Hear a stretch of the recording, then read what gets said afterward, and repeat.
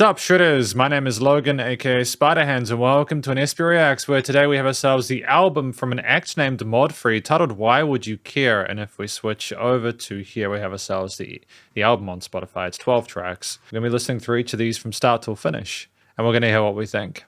Starting with Sellout, let's go.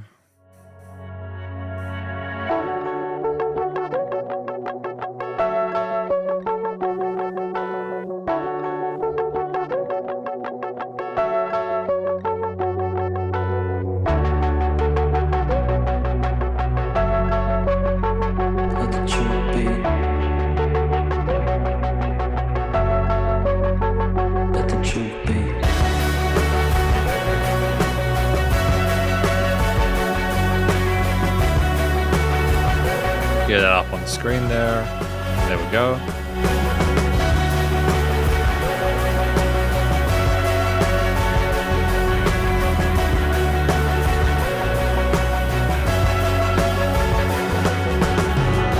I sold out, I fucked up.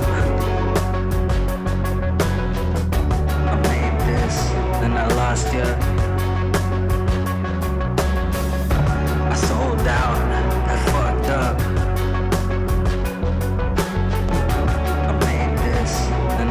Yeah. Gather round, let the truth be. Let the truth gather round, let the truth be.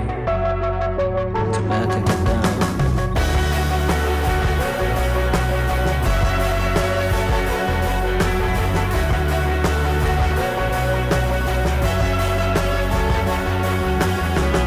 I sold out. Arranged the bass guitar underneath.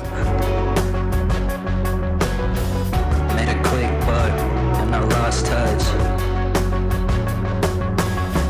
Then I made this and I lost ya. Used to do this shit for free. Now I'm a company. Get around. Let the truth be. Let the truth get around. Let the truth be. It's about to go down.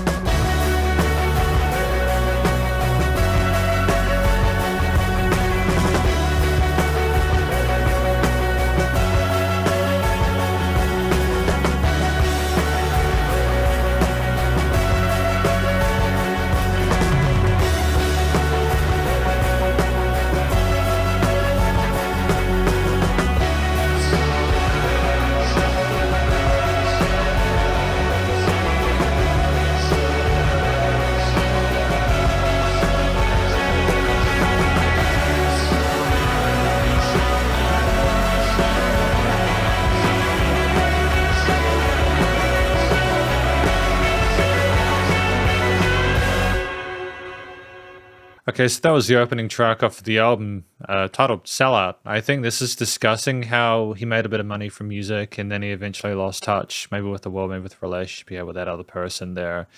And yeah, they sold out. So that's the start of Why Would You Care, the album. It sets the scene and tone of, I think, things potentially. For each of these 12 tracks, I'm going to sort of talk about a few things I like as well as any sort of like constructive critique or feedback. So one of the things I like was the relative minimalism of the vocals here. We had some words that provided context, a bit of information, but it was never too much. A lot of the talking was done actually with the instruments there, which was kind of cool.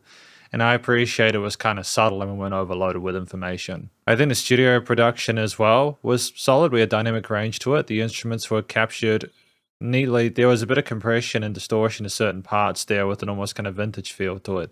But I feel that kind of just makes it sound a little bit different and unique, and I kind of like that fact that we're not keeping it too clean with that type.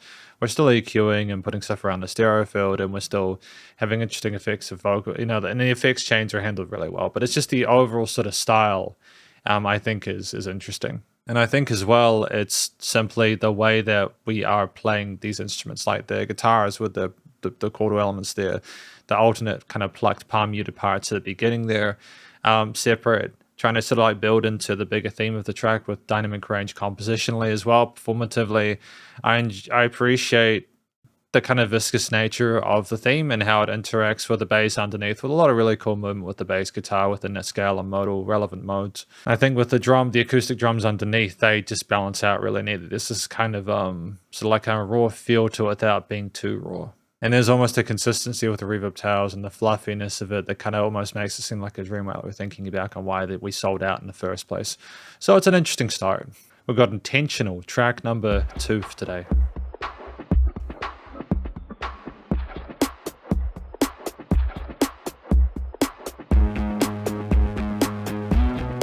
We'll get the guitar again on the side.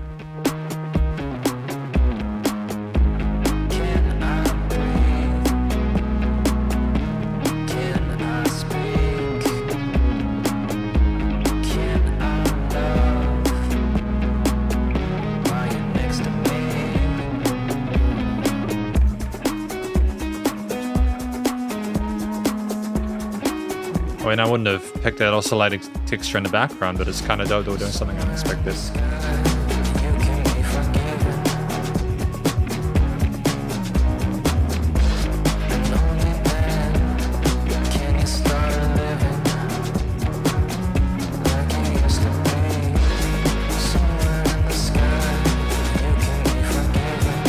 Nice use of chord note grooves here.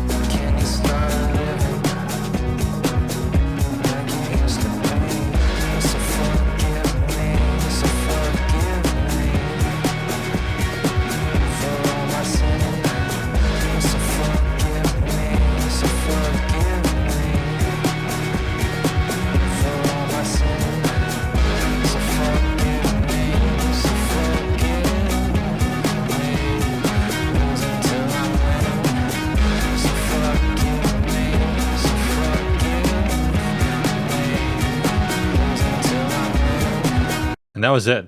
They just kind of bluntly stopped like that. That was interesting. So that was intentional. I get more of the feeling that this is discussing the kind of stuff that we can and can't do whilst we're with another person. Maybe it's going on from SELLOUT and wondering what we can do now to sort of maybe reinvent or reinvigorate or refresh things and kind of sort of begin a new chapter. And now looking for forgiveness from their intentions or to intend to do better. So I think one of the things I appreciate is the actual tone of the instruments there. So like the percussion we had at the start was a different drum kit to what we had in the previous track there. And I kind of like the fact that we were messing with different sort of resonances within those drum beats there, working well within those different sort of quarter, eighth and 16th note grooves there. And we had a kind of almost like early 2000s popish kind of industrial kind of feel to it there with some of that music. And I kind of dig that we're playing with different styles. I just feel there was a good solid sense of groove throughout the track. There were chord note accents. I think additional to that, there was a nice repetition of the forgive me, just forgive me, you know, like it's kind of a melody there that worked well within those choruses that was sung neatly. I appreciate it kind of gets stuck in your head, and it worked well with some of the guitar sort of sub-lead bits that were trying to sort of mimic that and kind of feed off of it. And there's also space to appreciate the guitar, bass, and drums underneath that as well. So, you know, it was good. So I like that we were reinforcing those lines and not just expressing ourselves vocally, but also trying to add back more as a melodic kind of texture as well. It was also just the actual structure of the track there. I mean, it was a blunt ending, to be fair. I would have maybe have liked it to have like had a little bit more space before grief, but maybe grief was meant to be a sudden beginning or entrance to events. So with intentional, it effectively was almost like it got lost in the music with the ether, with the reverb swirls and stuff like that. And the track continued to develop onto a point where it got to the kind of the sweet spot of the bell curve and kind of stayed there until the end. Structurally, I feel like if you're comfortable with the theme, it works. Within the 4 minutes 41, it's good use of real estate, no complaints there at all. It's an interesting kind of diversion from Sellout, but it's good to have range. And now we've got Grief, track number 3.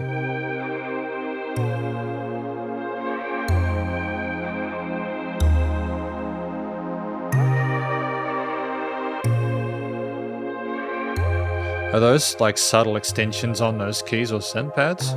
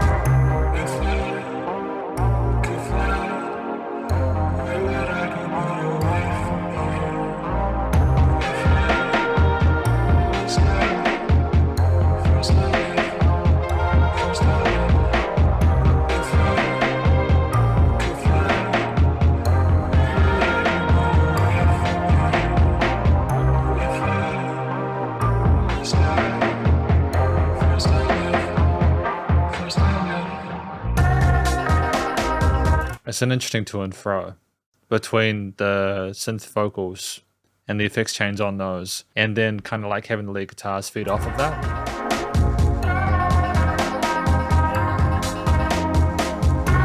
It does sound like the guitar is crying out.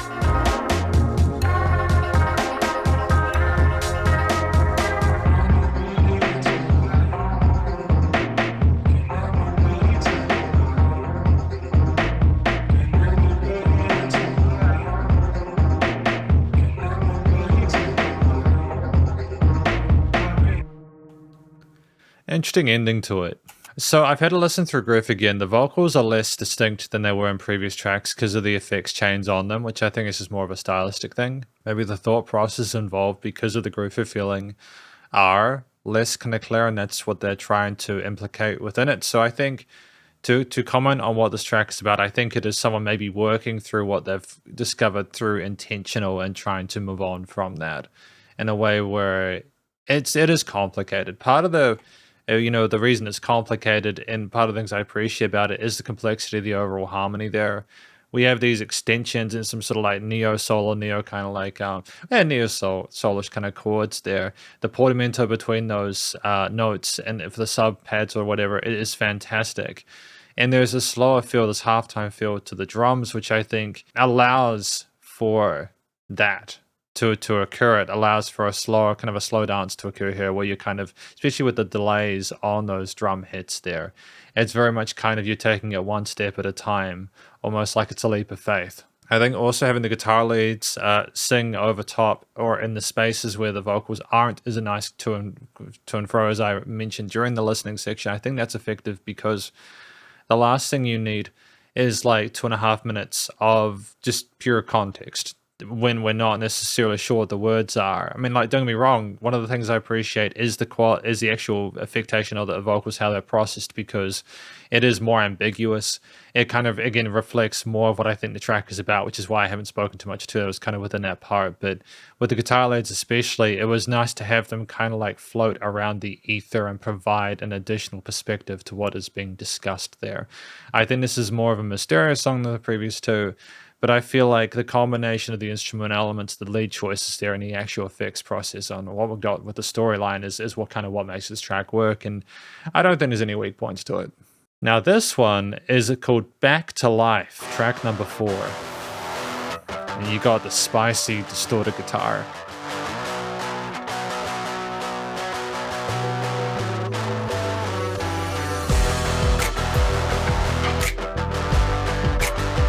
Very fluid with the textures within this.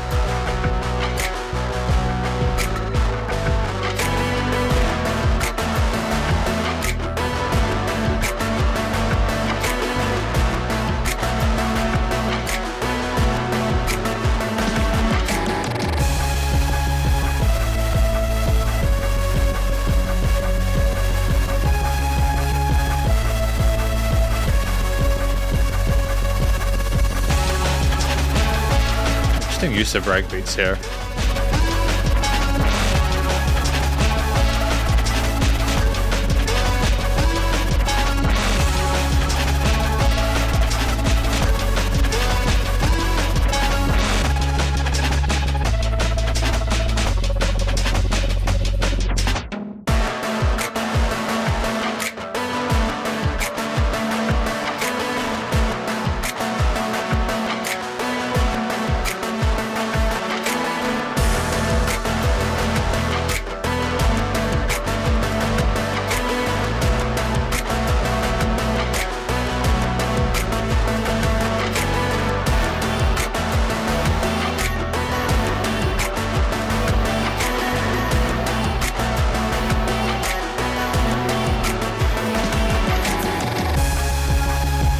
Back to that.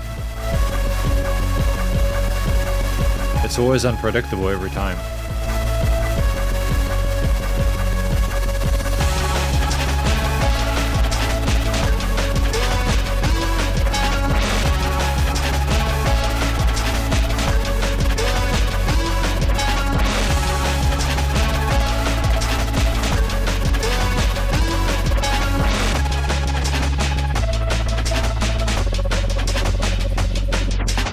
So I think that that's an effective one. That was Back to Life from Modfrey off of this Why Would You Care album, track number 4. So this one is more instrumental than anything else. There's mentions from the lady vocals on the side to bring me to life, back to life, etc.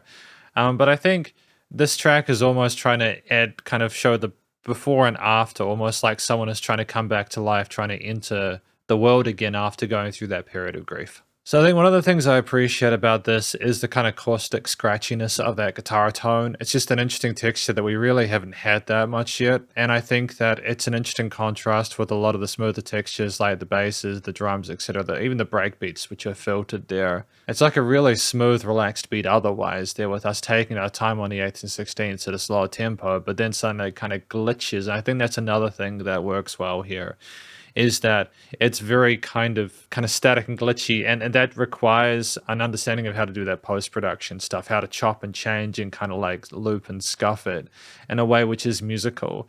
Moving into that contrasting B section, I don't know if it was the smoothest transition, but I don't think it was meant to be. It was kind of meant to kind of hit you with the full force of maybe coming back to life, or and so I think that there musically suggests it.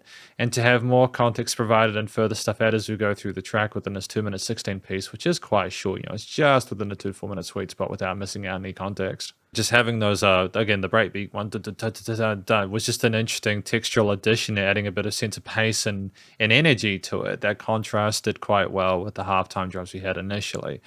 It's just to repeat that progression there, but with new elements there, keeps it fresh structurally throughout. So I think it was partly the instrumental textures and the way they coalesce, but it's also the way that we've structured the piece that works well. I think finally, it was having less vocals within this that I think that was effective, because it allowed you to more accurately or more accessibly get what you needed from the music as opposed to relying on that context. Again, it's not like we've been oversaturated with that in previous tracks, but within that one, especially with the shorter form factor, I think we got what we needed, and we kind of credited the listener with that, which I appreciate. We got Old Rose, track number 5. Interesting length of attack.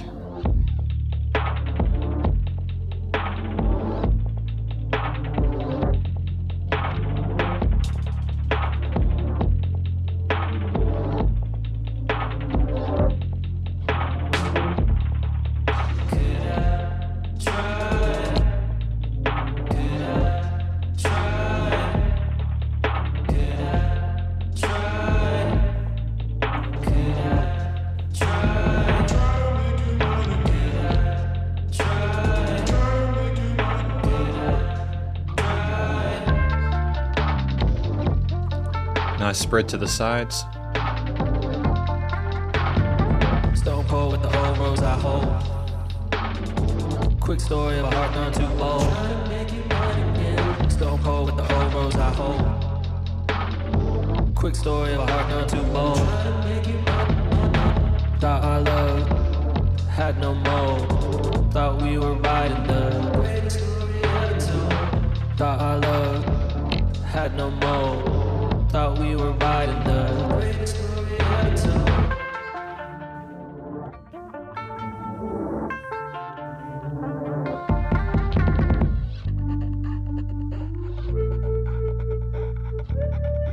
Creeks.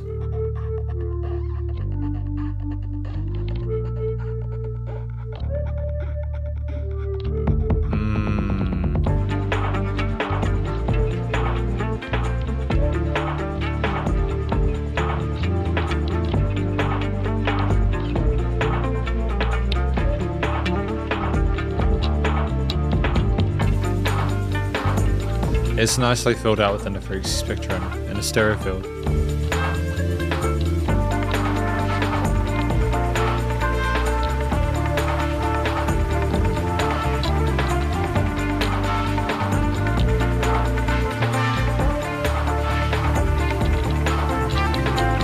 Some things weren't meant to be. You'll find someone better you'll see. Some things are hard to find. Every mountain can be worth the climb. Some things weren't meant to be. You'll find someone better you'll see. Some things are hard to find. Every mountain can be worth the climb.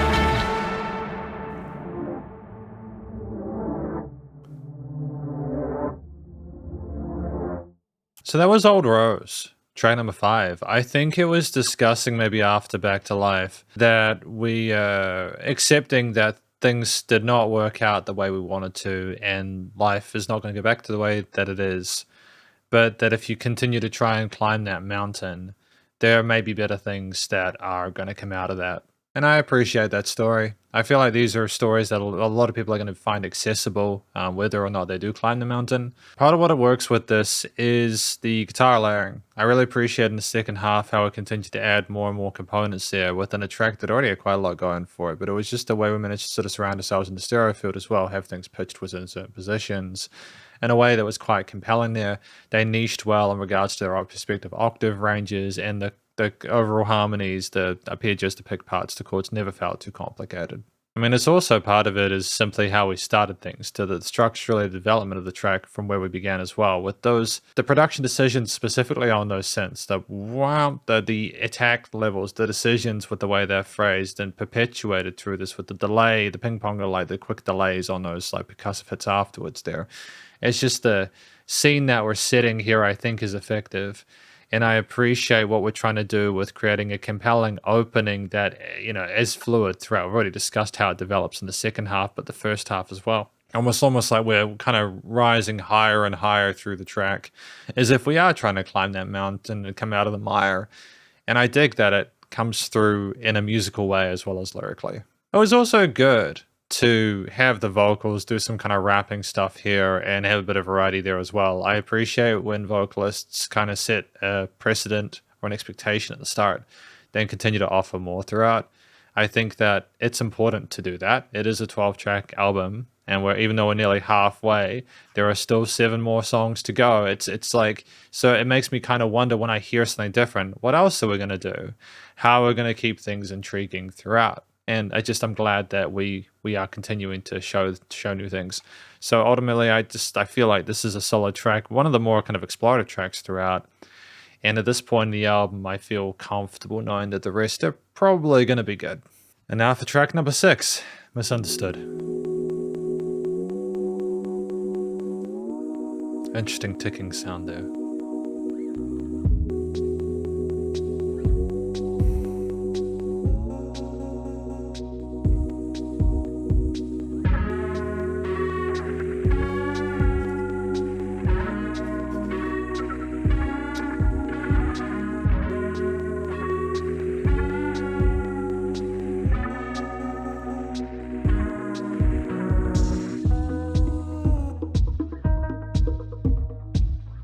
Interesting use of hand drums.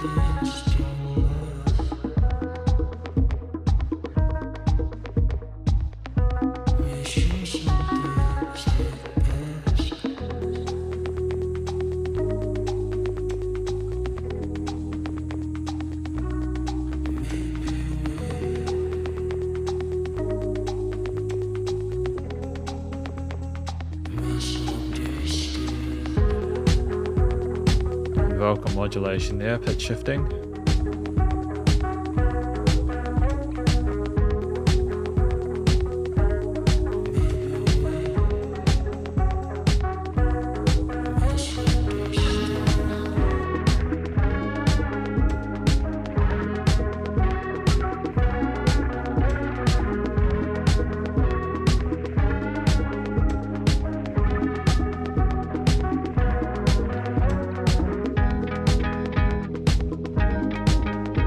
Nice to have that clean guitar and there's a bit of contrast with those upper parts.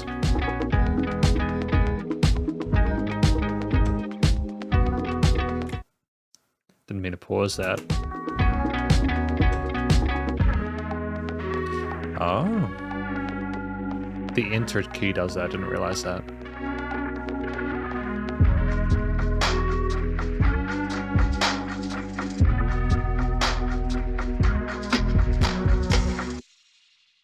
And an interesting sort of delay tail or reverb tail on the end of those parts at the end. Misunderstood. I think it's interesting. I listened to the vocal parts and they are kind of a little bit difficult to understand.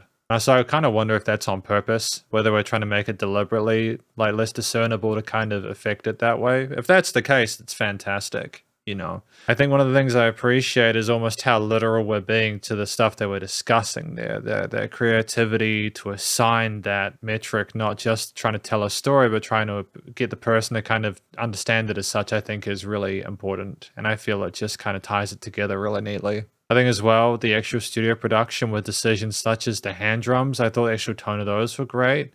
The vocal runs or the parts on the sides there as subleads, so like in the mids to highs were kind of dope as well. There with the way they kind of went between. And I like the portamento legato phrasing of those. And it's just like the way that things are stuck around the mix. You know, you got those kind of clean guitar parts there. They're a bit more sort of like chimey, which contrast against some of the more kind of reverb soaked layers. And there's like distorted synths on one side or guitars on another, or like just lots of different interesting ingredients within this big old melting pot that kind of ties, again, it kind of amalgamates neatly with those hand drums kind of providing a sense of pace throughout, whether we're going half time or like normal time there. So I feel like it's colored really neatly with a really chill theme overall, almost as if misunderstanding something doesn't need to be stressful. I think it's also just the actual clarity of the instruments that we have within this. It's not just that they're written well, it's also that we are producing them in a way where they have clarity within the mix. If they need to be less discernible, they are, and it's a deliberate decision there. It's being able to sort of create and experience an environment when it's not sort of like focal, like story focused. So I appreciate it. It's the same with, I think, BTO Back to Life there. Or like older, like it's songs. There are more instrumental kind of based stuff within this album, and then there are others which are more sort of spoken. I just don't like the fact that we can do what we need to with both, and it kind of keeps you going through the album. So we've got "Why Would You Care," track number 7.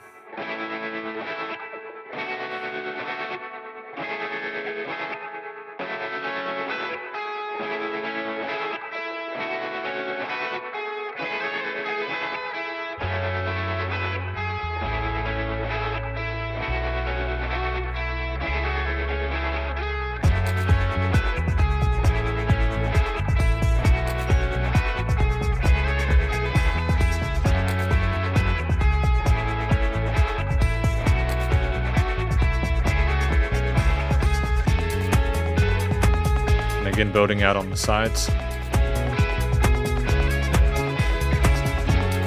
Interesting glide to the guitars there.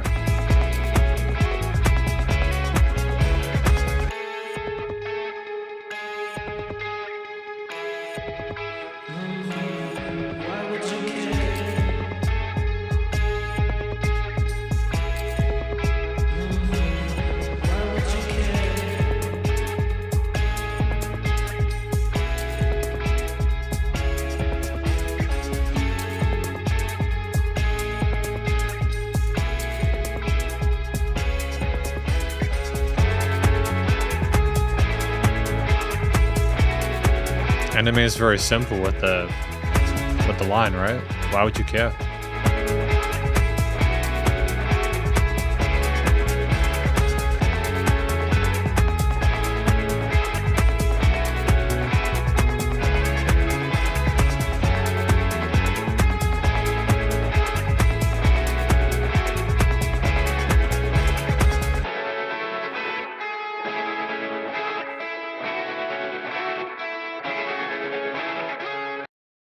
Okay, so that was Why Would You Care? A song where literally they sing that. And that's it. That is the middle part of the track. And on either side of it are guitar, bass, drum parts with vibratos, tremolos, etc.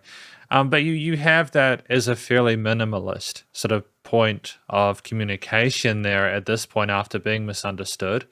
And I think that it's poignant. I think that the layering that you have with the kind of oscillating guitar part there just is something you kind of question, like, why is that occurring? Why is that there? And then you have like further guitar leads in the mid to high range there on the other side, almost asking questions with their choices in the phrasing and motifs.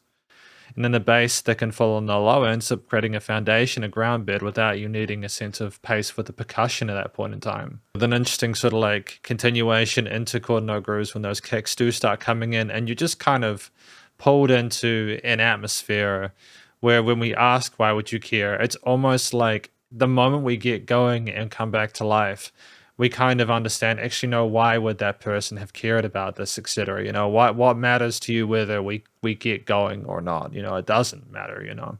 And so it continues at that pace there with some boom, kind of like seventh notes held there, the and the drums moving at the chord note pace, and you kind of do adjust with some interesting 16th note paces. But I think part of it that works is the minimalism of the vocals, as well as what's going on with the gradual sort of like compositional layering development of it, with the guitar focus there, with the different guitar leads harmonizing with each other or doing counterpoint. It's just nice to have them corresponding to each other occasionally as well. It just shows sort of a sense of sophistication to the songwriting. And it's played well. There's an interesting kind of bounciness and playfulness, and it's sort of experimental. I think the overall theme is kind of what nails it for me, where you have this commitment to a major tone, but it's a very kind of chill, gentle kind of major because of the extensions and the harmonies. So it's almost like this is just a day in the life for us, not caring, not really wanting to overly emotionally commit to it. So I appreciate that. I think that that's well handled. I just think thematically it works with those choices there. It's very pretty sounding, and I just don't think it would have worked if it was heavier. We've got Road Trip, track number 8.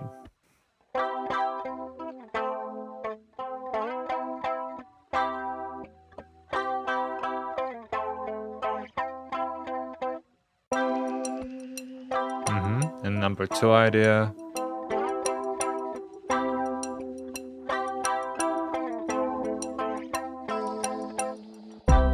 There you go.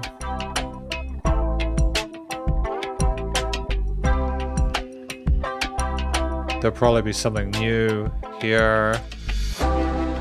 Yeah.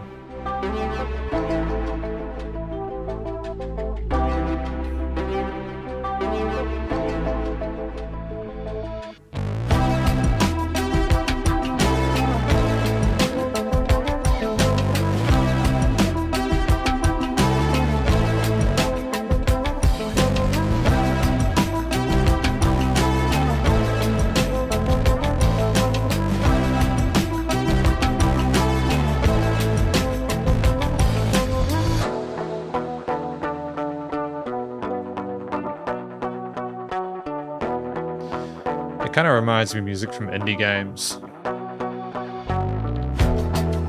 The kind of adventure music, but also the low-key, kind of like lo-fi stuff.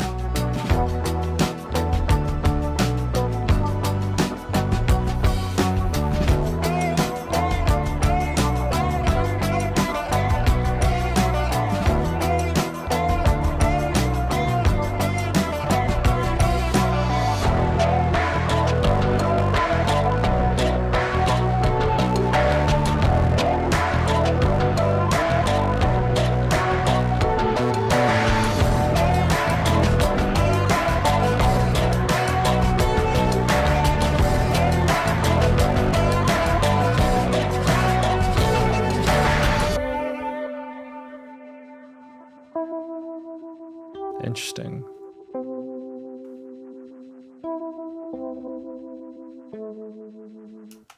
So that was Road Trip.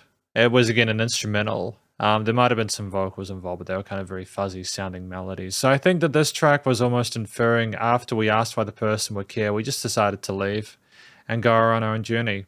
And I think that one part of what kind of illustrates that, and this is so important in instrumentals, is the fact that we have all these different ideas and concepts there. We have more kind of functional, groovy, kind of forward-oriented parts there where the drums are keeping us forward. There's kind of bounciness with some of the leads on top. Other parts where the guitars come a bit more sort of like low key, and it's like you can kind of imagine it's nighttime and you're just having a moment where you're just kind of like looking up at the stars or something like that. And then, like, ultimately, it just seems like a day and night cycle, which would make sense if you were going on a road trip, especially if you were headed somewhere far away, like that would be what occurred. So I kind of dig that. I think that's an interesting decision there, which communicates the kind of it communicates the title well if you're able to imagine it. I think this is almost like a very subtle thing, or potentially it isn't because of the actual tone of it, but I like the buzzy synth because it kind of sounded a little bit like a car engine.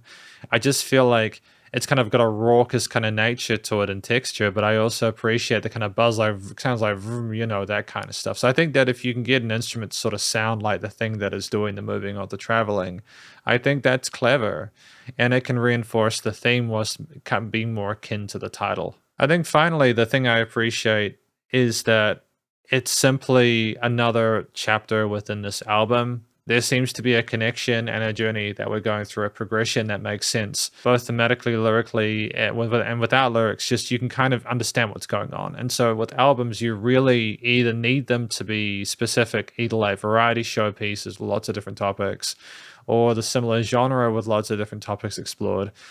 Preferably for me as a reviewer, because this is an attempt at a bigger concept, I'd want people to make the most of the real estate, discuss something they couldn't talk about within a song or an EP, and I think that's what we're trying to do here. So I just want to sort of comment on the actual placement of this. 2/3 of the way through the album, I feel like these tracks are typically well connected and effective for that, and so you get a feel for both the songs and the albums. They're great to listen to together or on their own. We've got The Last Mile, 158. Interesting detuning of that.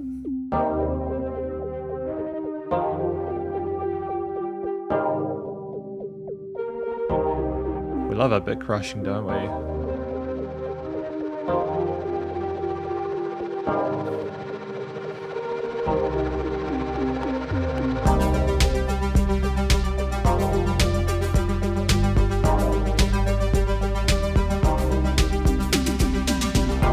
These toms, nice.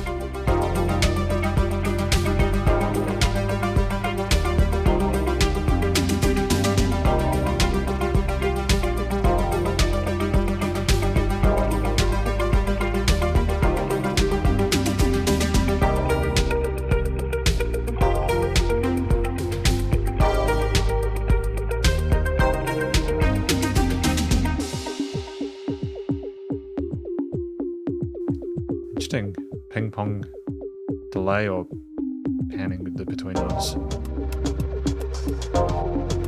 Just a quick comment. You'll want to listen to this album through headphones. There's a lot of sound design and decisions here that are very effective through that medium. They're not going to be as clear through speakers, potentially.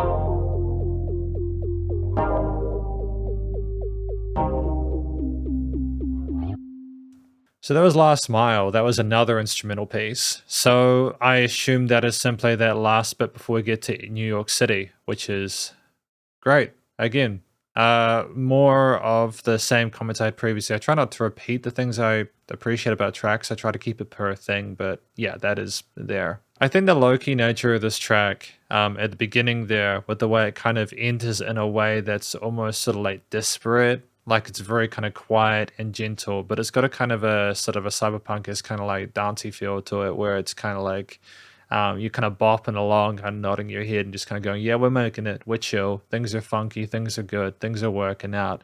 And it's very much, you can kind of you can imagine the stars because of the sparkles within the mix, the use of the synths there, the interesting eighth note kind of 80s toms and stuff like that, or 16th note parts there.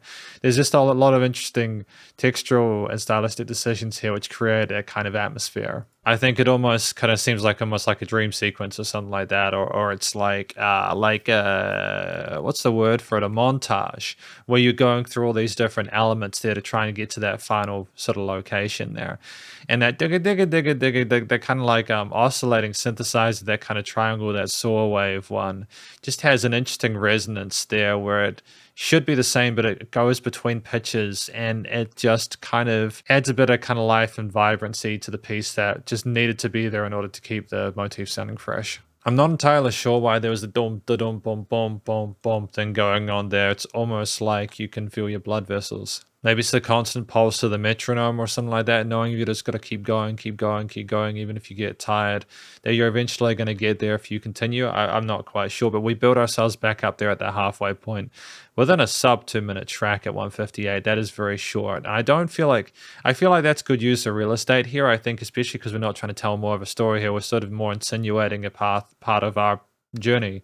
It just kind of elicits that sort of intent there and allows us to go from that road trip. It's almost like this is quite a poignant, important decision or place for Modfrey, and I assume this because I think, if I understand correctly, they have a portable studio that they make this music in whilst they drive around, so this is how they would have felt during that final stage of it.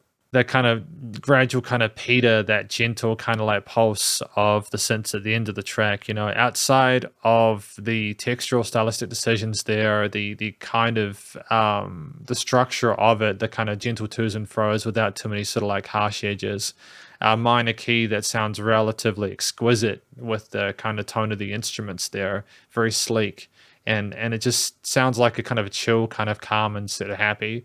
You've simply just got that fade out at the end structurally with a short form track where you're almost prepared for the sun to rise again. No complaints about that one. I think it's all handled. We've got NYC, track number 10.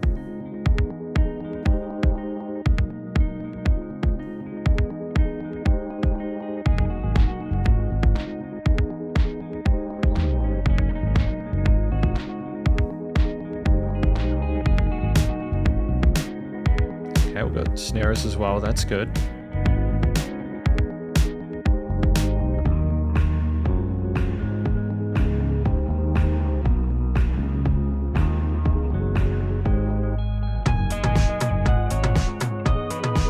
Just inclusion of toms there as well.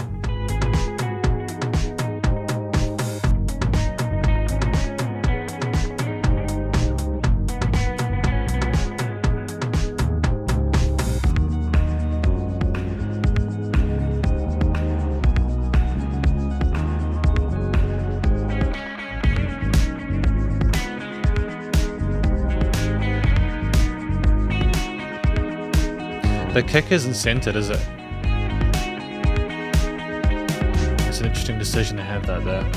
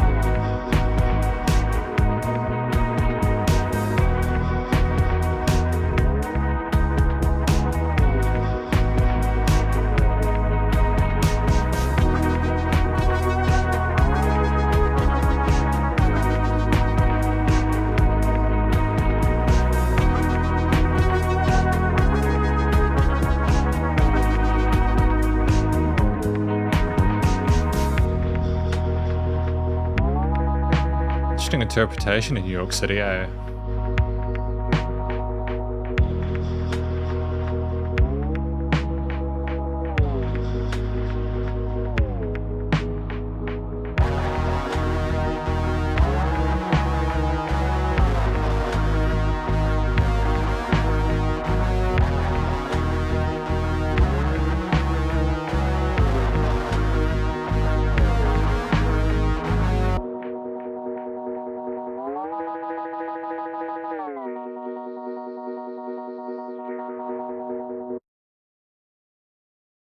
Oh, that's it? Oh, I finished 10 seconds early.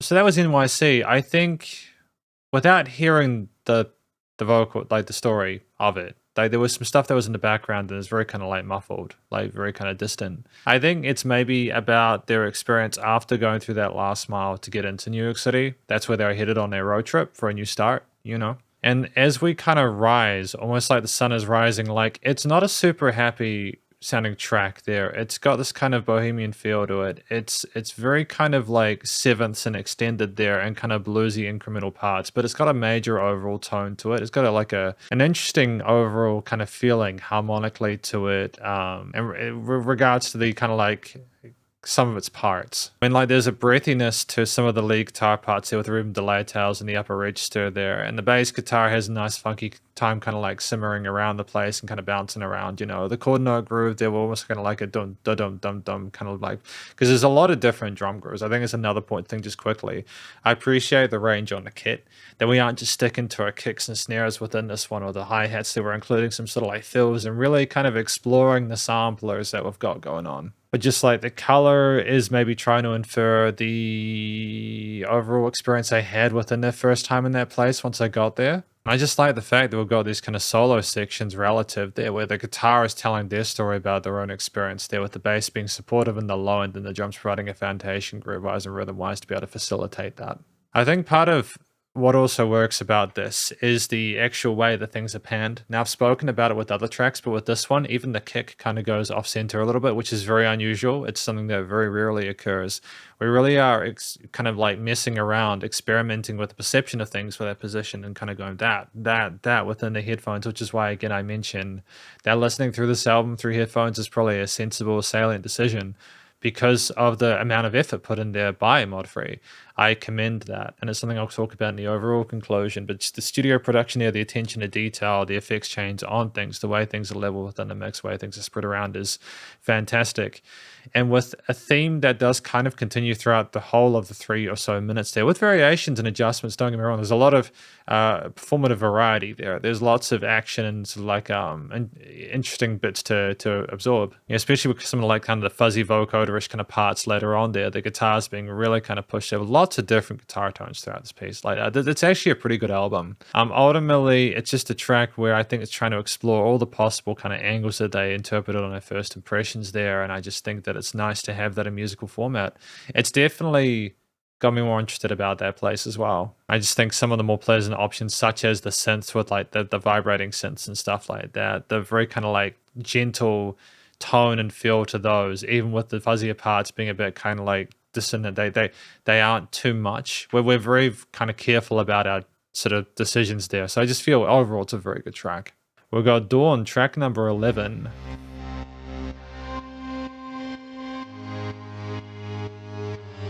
Blinded by the lights.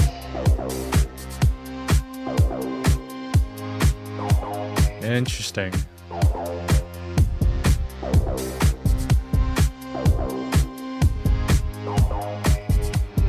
Blinded by the lights.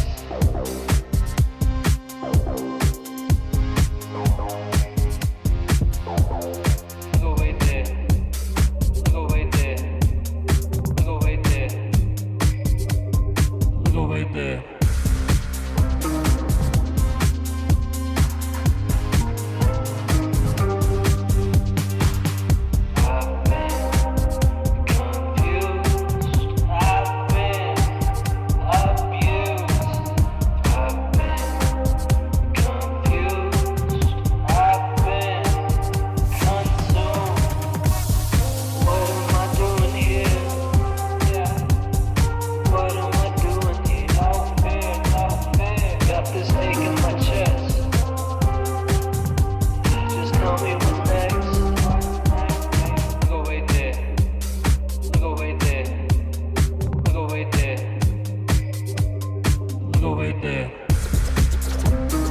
not sure what they're saying there. Interesting turntablism though.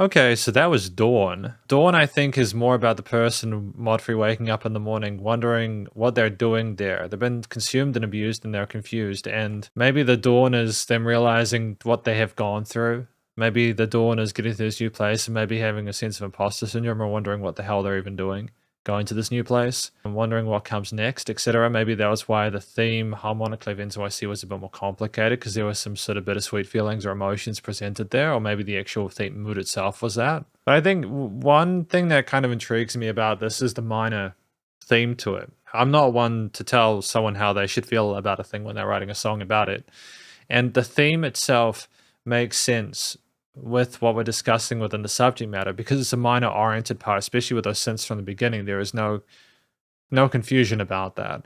I think certain things like the vocal modulation going down the octave there almost adds a kind of edge to it, where it's like kind of trying to add a bit more weight to what they're discussing within those parts. I feel like it's cool to have that be minor from like a more sort of groove and sort of like expressive perspective there. I'm just not sure where we're going with this. I feel like I could kind of follow along most of the album up until this point, but I suppose that's the twist in the tail, and that's what is probably going to be interesting with the final song, Finn, in a moment. You just don't know how it's going to occur. So actually, that's a compliment that we're kind of keeping things kind of surprising and intriguing until this point. So I think that like environmentally, the combination of those bass and those stabs and those synthesizers and those drums, etc., the way they're sidechained, that kind of house groove to it is effective there. Elicits a sense of movement, a bit of kind of like depth to it, and it's kind of funky sounding, and like there's great sort of like variety of different rhythms in there without being too much. And I think that the guitar tones that you have outside of that, the mid-range kind of like leads, they ground it a little bit and add a sense of kind of earthiness to the piece that sort of like, I suppose makes it sound a bit more authentic. Ultimately, I feel like it's just a really intriguing situation where it's not just that structurally it's sound at that 2 minutes 22, it's nice and short without being too much. You come in not knowing what to expect, and you leave not knowing where you're going. You hear more of what they're working through, and it kind of sobers you up a little bit, because it's almost like you aren't just completely cured or healed of your ailments when you run away from somewhere. Not saying we're running away from our problems, but like when we go somewhere else, you know, you need to still probably take time to heal, even when you get out of that situation where things are not desirable.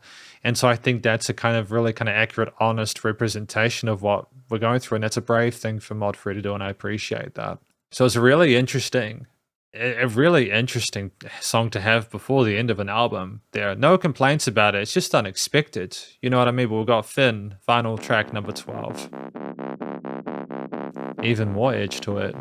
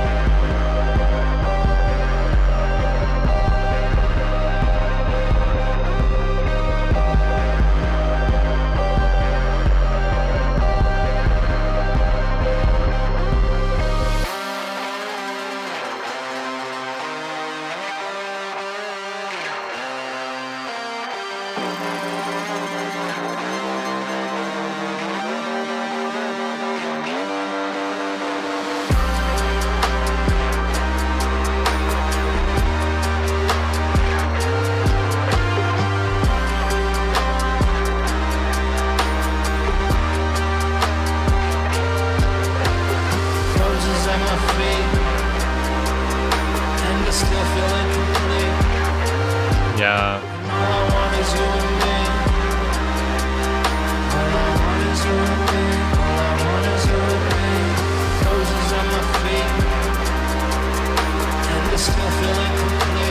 Yeah, okay.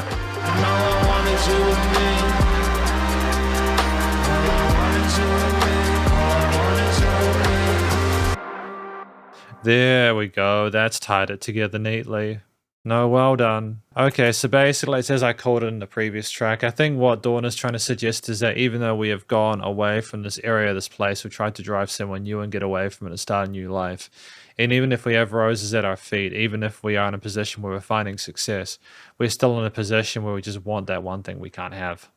That's what Finn comes down to at the end of the album. I think that it's an interesting way to end it. It makes sense, considering the sky's the limit, but it's like, why would you care? It's almost like we've managed to get everything we want to do done in our life, but it's still not enough. And I'm not trying to be dismissive or, it's just part of the human condition, is that what we want what we can't have. And often we will do as much as we can, and it just still won't be okay. And it just takes time to heal. But moving away from that, it's great. I think it's remarkably authentic to hear that. And I appreciate that Modfrey's putting that on the line there. That we've gone through this album and we've heard them sing and rap and speak about this. And that we're finally getting that conclusion there. I feel it's incredibly effective. It's believable. It opens themselves up to the audience. And I like that we have that kind of connection there. I think it's really cool. And I think there'll be people that hear that and they'll understand that, they might have had relationships they really valued in the past. It was just the wrong time with the right person, and they're bitter now and they can't have that person anymore, and it just sucks. It just sucks. It's just what it is. Brutal, I feel like part of what works is that the actual the choice to have that story at this point of this album makes sense. I think additional to that, it's the build up to it. The kind of really filthy sounding synths in the low end there, which is almost like this is not a happy ending. We are not finishing this in a nice way. This is gross sounding. It sounds kind of like spiky and kind of icky. And I think that's the feeling. It's meant to represent the feeling that the person is going through. So the actual use of textures, not just the minor key leaning, but the sounds, the tonal choices there, the fact that it's a slow piece there, where even though there's a sense of classiness with the things roll around, there's a sense of polish, and it's a clean sounding mix production wise. It's really kind of sad. And I think the production on the vocals to give it that kind of radio feel, to feel almost like we're kind of fragmented ourselves and not complete. So I appreciate the tones and textures we used from these instruments, as well as the vocal parts, to be able to infer and insinuate further what we're discussing. It kind of rounds it out really neatly. I think finally, it's nice to have a lot of those key ingredients or layers that we've had throughout this piece, the guitars, the bass, the drums, etc., the synths, to have all those come in with the vocals for that final thing, almost to do a kind of a final goodbye, to allow things to kind of come together, show everything we've heard so far, and for it to end in a way which is uncomfortable and unpleasant, but part of life and its reality and its art. And so I'm glad that we had that final moment just to appreciate everything before we fade it out.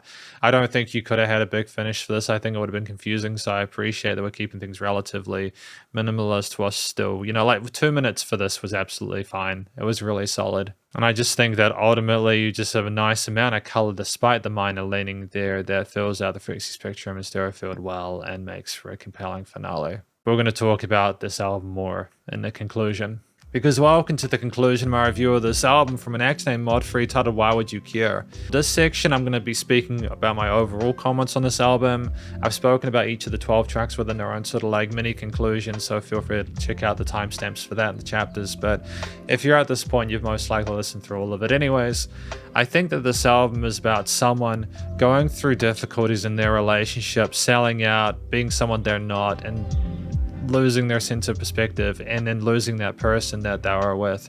And eventually, no matter what their intentions are, they lose that person. They decide that they have to come back to life at some point, and they go for a drive and they go through all this.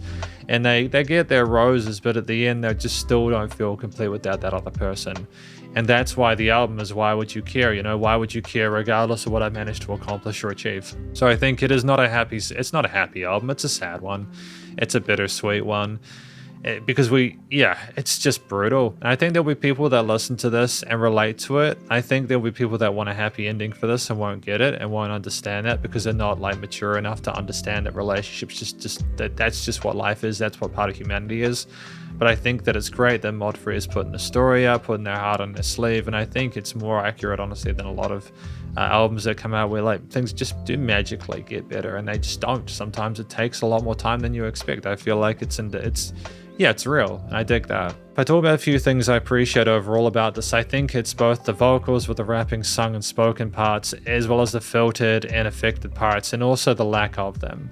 So I think that the use of vocals within this purely was to sort of communicate a message and then to bounce. I don't think we wanted to overcomplicate it.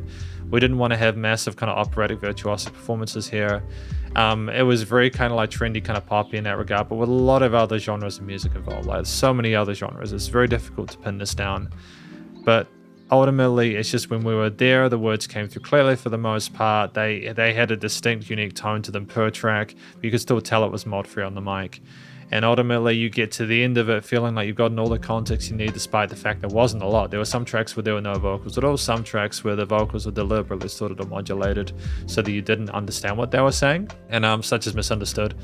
And other parts where it just was kind of like, it was fascinating throughout regardless. And so with that in mind, we have ourselves an album where the vocals are handled well throughout the board, and there was a lot of interesting decisions made there. I think instrumentally, it was sound. There were a lot of really interesting guitar chordal ideas, melodic ideas. There were lots of cool kind of guitar leads there with kind of like bluesy phrasings and minor, major, diatonic leanings and stuff like that. We decorated these tracks well with those guitar leads with the various layers. Sometimes they were call and responses, sometimes they were dual leads or ones kind of bouncing off of each other. But it was also the choices of synths, whether they are stabs or kind of sequences or kind of bass lines or whatever, or deliberate kind of like exaggeration of the distortion or effects change of certain elements as well, which was really positive. I think that we had songs here, synth sounds here, which were distinct per track and typically made a lot of sense of what we were trying to accommodate. The bass lines, it was nice to have movement within the bass guitar, not just to play the root notes, but also to have ourselves kind of dancing around a stereo field. And sorry, the scales of mode, should I say, but stereo field, typically the bass was in the middle, but just to be able to sort of like play some kind of groove bass lines, some hammer-on pull-off parts, as opposed to just sticking with those roots was tight. There are a wide variety of different sort of drum kits and tones there. Some were acoustic, some were electric there, where you were typically very kind of comfortable with the use of kind of claps and snares and kicks and snares, so there were occasional tom parts. And we had a wide range of different quarter, eighth, and 16th grooves in here. And we knew how to go between double, normal, and halftime as well, which is great. And so we just combine all those different elements with a wide range of other instruments there. Even some like squeaks or some sort of like clicky poppy parts there. And it's just the studio production where I feel like that's the kind of icing on the cake at this point. I think the studio production was tight in regard to what we were trying to accomplish with this track being sort of like sounding commercial grade for the most part. I appreciate the EQ and the filtering on the vocals, the guitars, bass drums, synths, etc. The stereo field was well decorated. We were very cognizant of how we needed to have things move inwards and then outwards, and things can go backwards and forwards, and kind of automation was great. Things were niched well without any weird resonant frequencies. There was dynamic range. Things weren't the same loudness all the time, but they were glued. There was automation of some parts there. We had like rises and falls there. It wasn't restricted or choked, but it was nice and loud without pumping, so the bus compression and limiting was handled. And effectively, this is my review of this album from an act named Modfrey, titled Why Would You Care? Overall, I'm very happy with it. This is a solid album. It took me a while to start enjoying it, but when I did, it got to a point where I realized how sad it was at the end, and I just feel it was very effective regardless. You know, music doesn't need to be happy to be good. But I respect the effort put into this. I wish them the best of luck in future.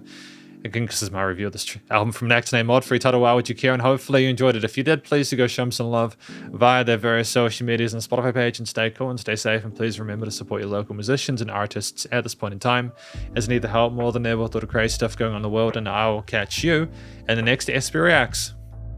Spiderhands out.